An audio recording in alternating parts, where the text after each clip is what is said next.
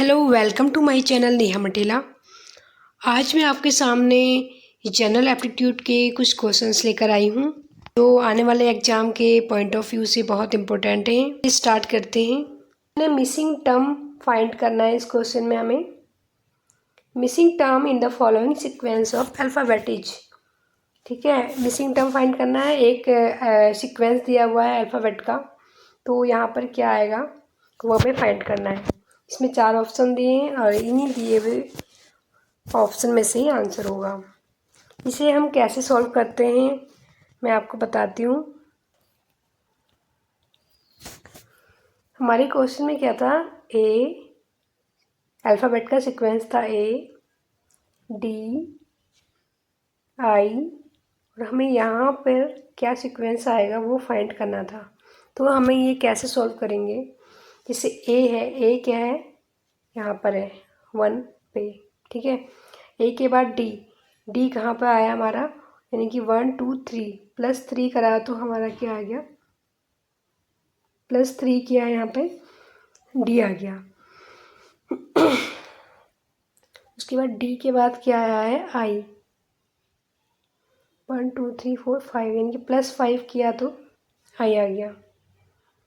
अब यानी कि एक सीक्वेंस चल रहा है ना, सीरीज चल रही है 3 5, अब क्या होगा 7 होना चाहिए वैसे। अब I के बाद अगर हम 7 गिनते हैं I से 1 2 3 4 5 6 7, तो यहाँ पे हमारा क्या आना चाहिए, P आना चाहिए, ठीक है। हम आगे भी देख लेते हैं कि Y आ रहा है आगे। अब यहाँ पे हमने क्या किया, +7 किया तो P आया। अब O से सॉरी +7 किया तो P आया। अब यहाँ P से आगे देखेंगे 9 तक, 1 2 3 4 5 6 7 8 9, 9 पे हमारा आया है Y, ठीक है। तो यानी कि ये हमारा सही है, यहाँ पर P आंसर आएगा। तो यहाँ पे इसका राइट आंसर क्या होगा, ऑप्शन नंबर D यानी कि P दिया हुआ है। अगर ONE का कोड 314 है, TWO का कोड 325 है, FOUR 4 का कोड 448 है, तो FIVE का कोड क्या होगा, ये हमें फाइंड करना है। तो हमें देखते हैं ONE 1314 कैसे हुआ, यानी कि ONE 1, इसमें क्या है 3 अल्फ़ाबेट हैं, तो यानी कि यहाँ पर 3 आ गया, ठीक है 3। और ONE 1 मीन्स 1 होता है, तो इसलिए 1 आ गया। और जो लास्ट में जो 4 आया है वो 3 और 1 को ऐड कर दिया तो 4 आ गया। यानी कि क्या किया हमने, यहाँ पर ONE 1 में 3 अल्फ़ाबेट हैं, ONE 1 मीन्स 1, और इन दोनों को हमने ऐड कर दिया तो आ गया 4।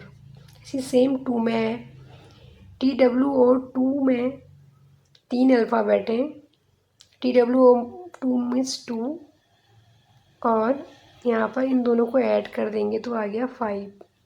ऐसी FOUR 4 यानी कि 4 अल्फ़ाबेट हैं, और 4 मीन्स 4, इस तरीके से लिखेंगे, और इन दोनों को ऐड कर देंगे तो आ गया 8।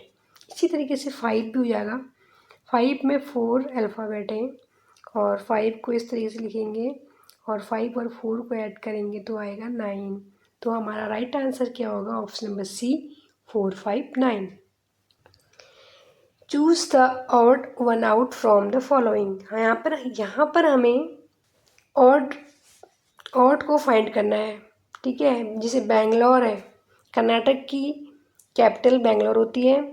भोपाल, मध्य प्रदेश की कैपिटल भोपाल है।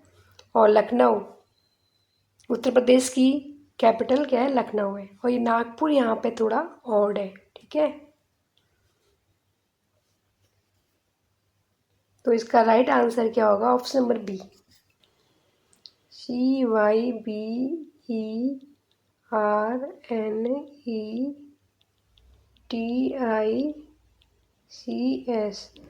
तो ये देखना है हमें इंग्लिश अल्फ़ाबेट में कौन सा वर्ड अपने पोजीशन में है, वो हमें फाइंड करना है। तो ये ABCDEFGHI है अपने लोकेशन में, यानी कि इसका राइट आंसर होगा ऑप्शन नंबर CI। यहाँ पे क्या है, choose a word which is least similar to other words in the group. तो इनमें से कौन सा वर्ड ऐसा है जो ग्रुप में नहीं है, जैसे जिंजर, ओनियन, कोरिएंडर, पोटैटो। तो कौन सा ऐसा वर्ड है जो ग्रुप से अलग है? जिंजर, ओनियन, पोटैटो ये एक ग्रुप के हैं। कोरिएंडर जो है ये थोड़ा अलग है, यानी कि यहाँ पर राइट आंसर होगा option number C. Arrange the following in a meaningful sequence. यहाँ पर दिया हुआ है फ्रेज, लेटर, वर्ड, सेंटेंस। तो इसमें हमें अरेंज करना है, ठीक है, एक मीनिंगफुल सीक्वेंस में अरेंज करना है। तो सबसे पहले क्या होता है अरेंज करने में? सबसे पहले क्या होता है, लेटर आता है, ठीक है। सबसे पहले आता है लेटर, फिर वर्ड, फिर फ्रेज, फिर सेंटेंस। तो इसका राइट आंसर क्या होगा? 2 3 1 4, यानी कि option number C. If the sum of two number is 15 and their difference is 7, then smaller number is। तो यहाँ पर हमें स्मॉलर नंबर फाइंड करना है। यहाँ पर एक नंबर को x मानेंगे, दूसरे को y मानेंगे। तो x प्लस वाई दो नंबरों को जोड़ के हमारा क्या आता है 15, सम करके 15 आ रहा है, और डिफरेंस करके हमारा आ रहा है 7। दो इक्वेशन बन जाएंगी। इन दोनों इक्वेशन को हम सॉल्व करेंगे तो 2x इक्वल टू आ जाता है 22, और 2x इक्वल टू आ जाता है 11। तो इक्वेशन 1 में हम x की वैल्यू रखेंगे तो 11 प्लस वाई इक्वल टू हो जाता है 15। तो यहाँ पर इसको सॉल्व करेंगे तो y इक्वल टू क्या आएगा 4।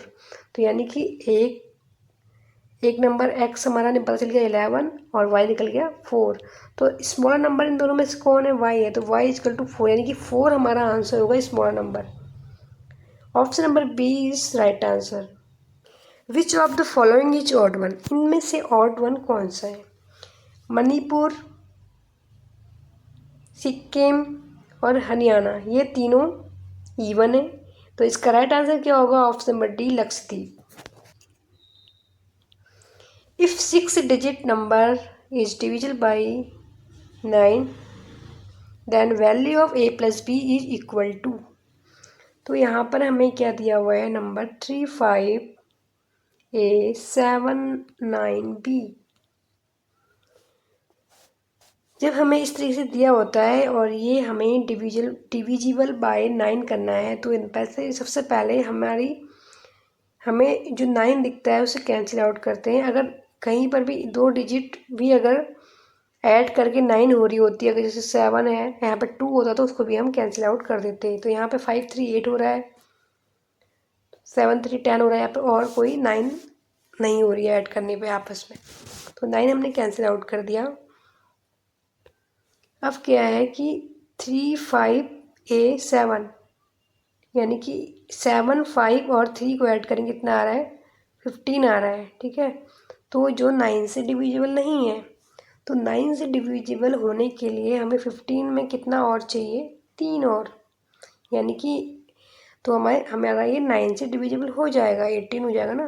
तो यह इसका मतलब हम यहाँ पर 3a की जगह 3 कर सकते हैं, ठीक है।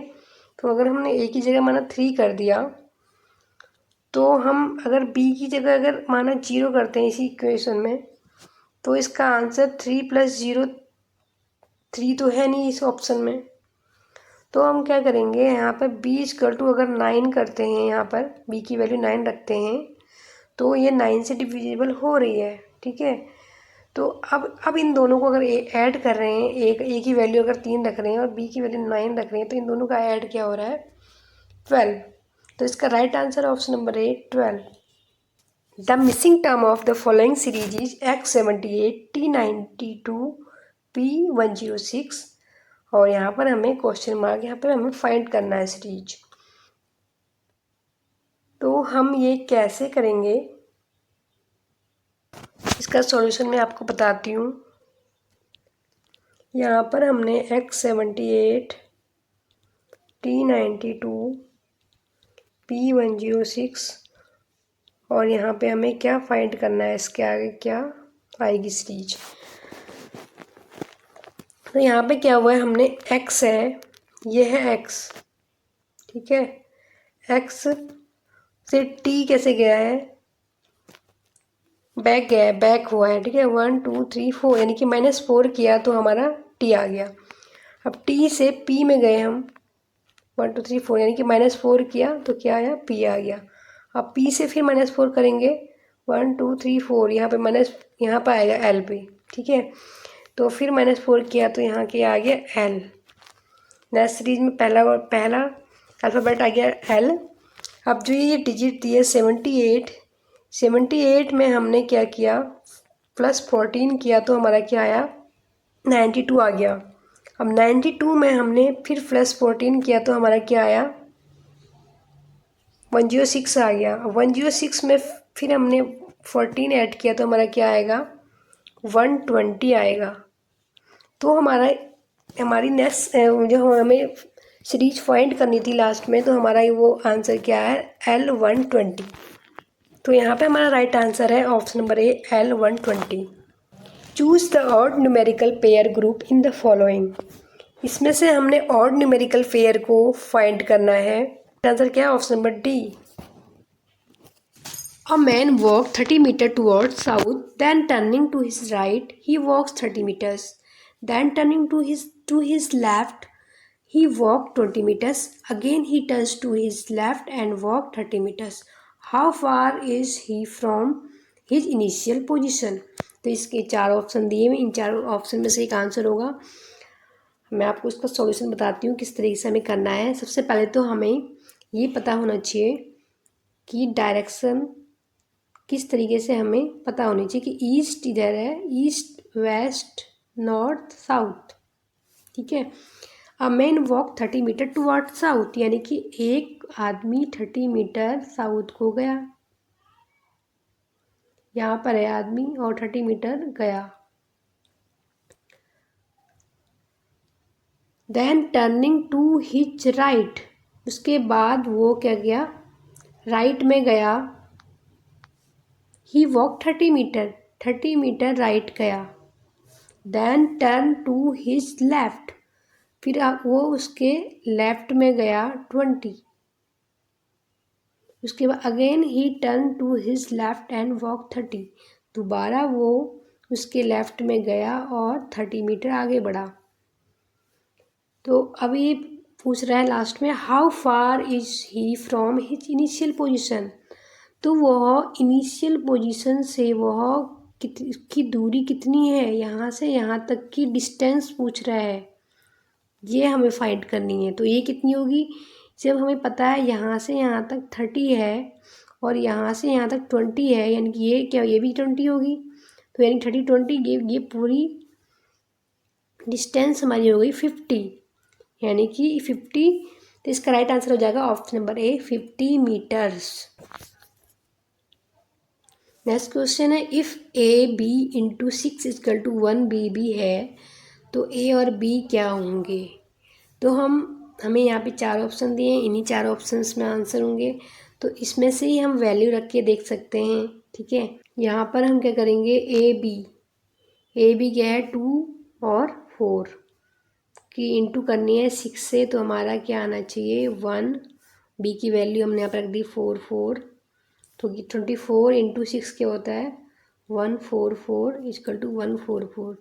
तो हमारा यहाँ पर राइट आंसर क्या हो रहा है, ऑप्शन नंबर डी। तो इस तरीके से इस तरीके के क्वेश्चन आते हैं तो हमें ए और बी की वैल्यू रख के देखना पड़ता है कि हमारा सही आ रहा है कि नहीं। तो इसका right answer option number D. Which fraction come next in the sequence 2/3, 5/8, 8/13, 11/18। तो यहाँ पे क्वेश्चन मार्क में आगे क्या सीरीज आएगी, ठीक है, सीक्वेंस क्या आएगा। तो यहाँ पर क्या हो रहा है, 2 + 3 किया तो 5 आ गया, फिर 5 में +3 करेंगे 8 आएगा, 8 में +3 करेंगे तो 11 आ गया। ऐसे ही यहाँ पर 3 में 5 ऐड करेंगे तो 8, 8 में 5 ऐड किया तो 13, 13 में 5 ऐड किया तो 18, 18 में 5 ऐड करेंगे तो क्या आएगा 23। यहाँ पर हमने क्या किया, 5 ऐड किया है हर में, और अंश में क्या किया है हमने +3 ऐड किया है, +3 ऐड किया है, यहाँ 5 ऐड किया है। 5 ऐड करने पे 23 आ रहा है और 3 ऐड करने पे क्या आएगा यहाँ पर। तो यहाँ पे क्या आंसर आएगा, option number A 14/23। Ratio of age to B's age is 4:3. If A will be 26-year-old after 6 years, then present age of B. तो B की प्रेजेंट एज फाइंड करनी है। तो हम किस तरीके से करेंगे, यहाँ पे A और B की एज का रेशियो दिया हुआ है 4:3। A will be 26-year-old after 6 year, ठीक है। तो यहाँ पर क्या करेंगे हम, तो यहाँ पर क्या करेंगे 4x